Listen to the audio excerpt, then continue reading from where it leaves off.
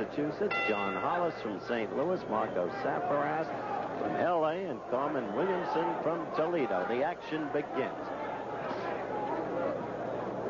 Quickly, Tillman goes to the familiar role. Steady movement. Try and use the jab and keep Tyson off you. He was knocked down in the first round, Tillman was, by Tyson in Fort Worth on June the 10th. Came back to win the fight.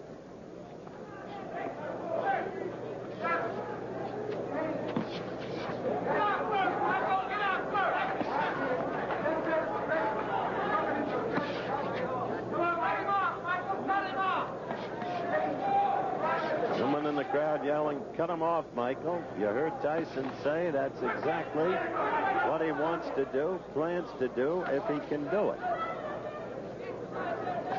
Tillman will keep using that jab, get it in there, score, and get out in a hurry, if he can.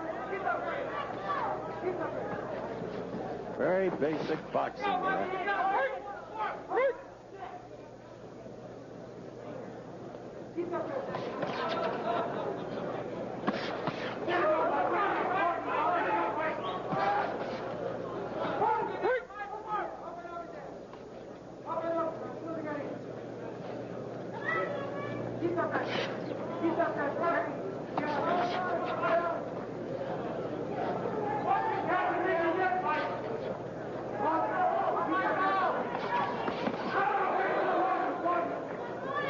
First round action. Thus far, it's been almost a replay of the first fight between the two, except that from nowhere, Tyson got to Tillman in the first round.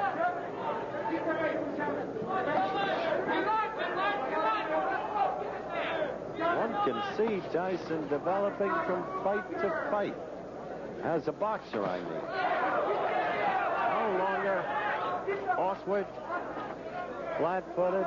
He's not fast, no question about that. He doesn't have the body to be fast. But he's not ponderous either.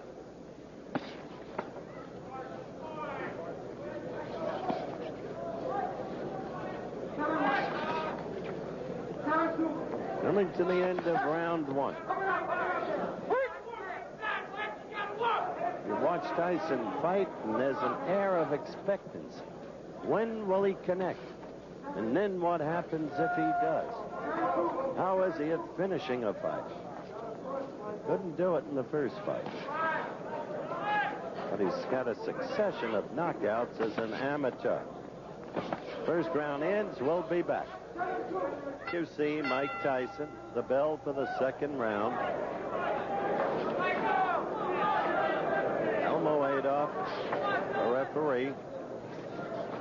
First round, I think, fought to Tillman's pace and plan.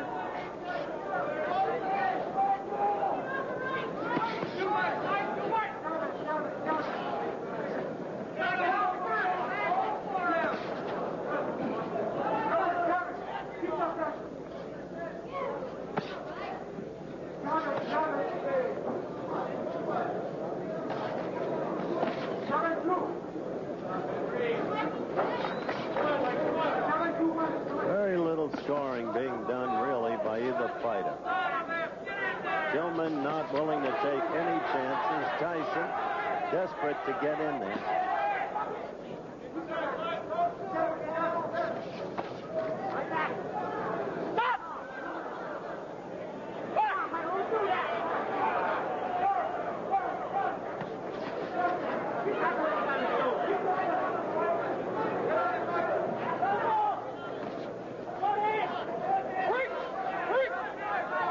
D'Amato feels that the amateur judges have not been fair to his fighter. He thought Tyson won the last time around against Tillman. He's entitled to his opinion, of course. But Tillman won a unanimous decision. And one is always very subjective about one's fighter.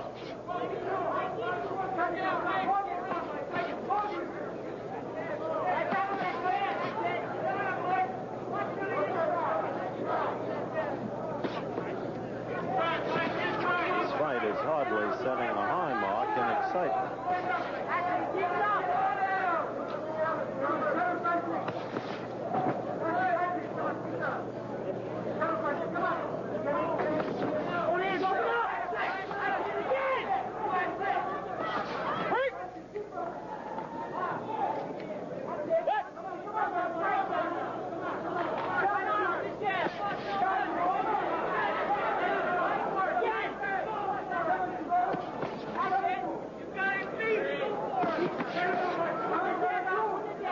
Give Tyson this. He's trying to force the action.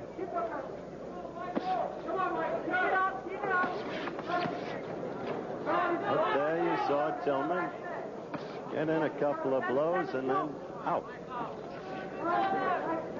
This won't be too easy a fight to score either, unless something dramatic happens.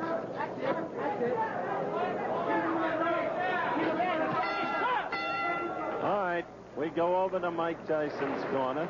Customato, by the way, does not work the corner. Cus is 76 years old now. He's the legal guardian of that young man. And the young man is really his life. It's as simple as that. I don't know. He just doesn't seem to be up, mentally or physically. Maybe he'll be different in the ring. Round 3. Let's see what Tyson can do.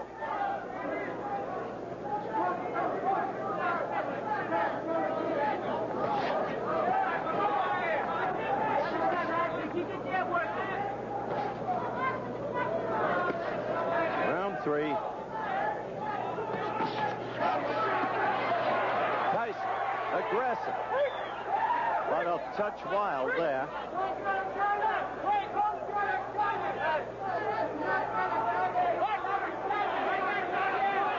Elmo laid off, cautioning Tyson, as you saw. Back to the action.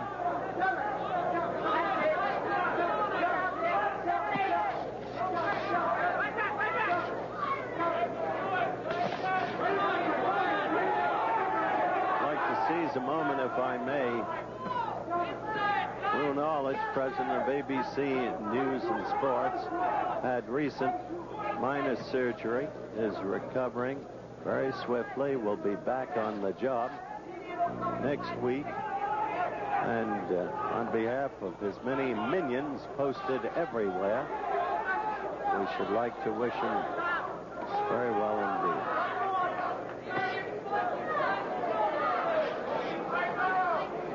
Third and final round. A good right by Tyson.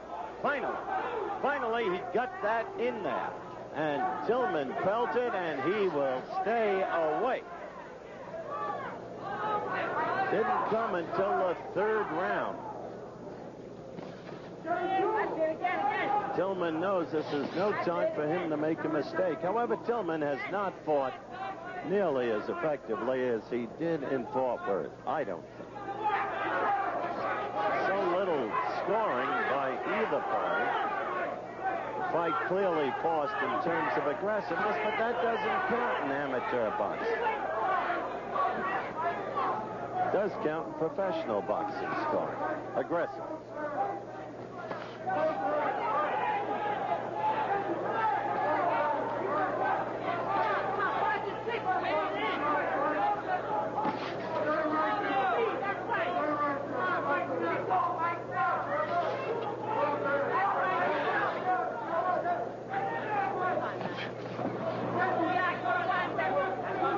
Counting down to the end of the fight. And Tyson would so like to get in there and score.